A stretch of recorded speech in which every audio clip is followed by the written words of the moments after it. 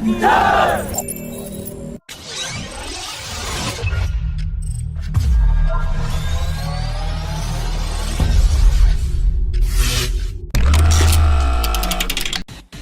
per latest information, India's acquisition of 31 MQ-9B high-altitude long-endurance drones from US will be a phased exercise, involving initial absorption of technology.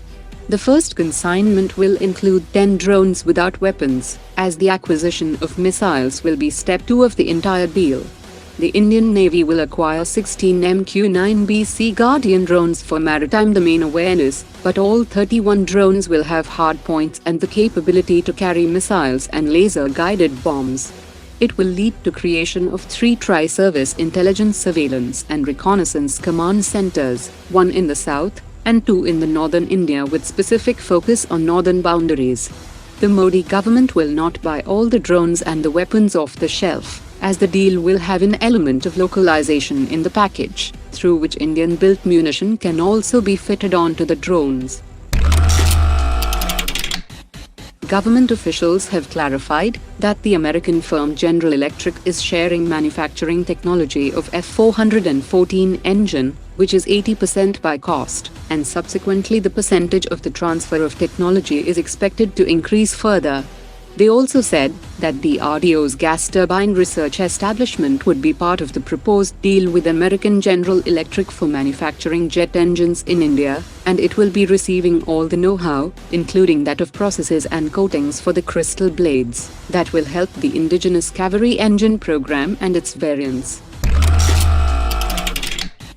The DRDO is developing a fully air-cooled AESA fire control radar that will offer advanced long-range threat detection, tracking and targeting capabilities.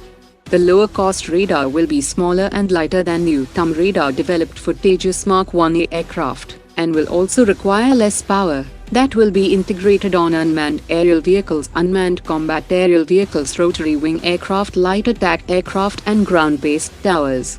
The radar's air-cooled design will eliminate the need for liquid cooling, thereby simplifying maintenance requirements and reducing logistical challenges. The DRDO also plans to develop a liquid-cooled radar alongside the air-cooled variant that aims to support applications that demand higher power output. Russia and India are set to engage in fresh negotiations to resolve the roadblock concerning the indigenous content percentage in the CAM of 226 steel for 200 helicopters. The roadblock arose after Russia's inability to provide the desired 70% indigenous content and instead offered 62% indigenization, that too only in the last phase of production. Hindustan Aeronautics and Russia are now collaborating to identify components that can be included in the transfer of technology to raise the indigenous content to the target level of 70%. After the successful transfer of command and control capabilities of the Tapas drone from a distant ground station to onboard an Indian Navy warship, experts have said that it showcases the seamless integration of the indigenous drone with the Navy that will significantly expand the scope of operations for real-time monitoring and situational awareness over extended distances. The Tapas was observed carrying payloads such as synthetic aperture radar, medium-range electro-optic and long-range electro-optic sensors that are crucial for surveillance, reconnaissance and precision targeting of enemy assets.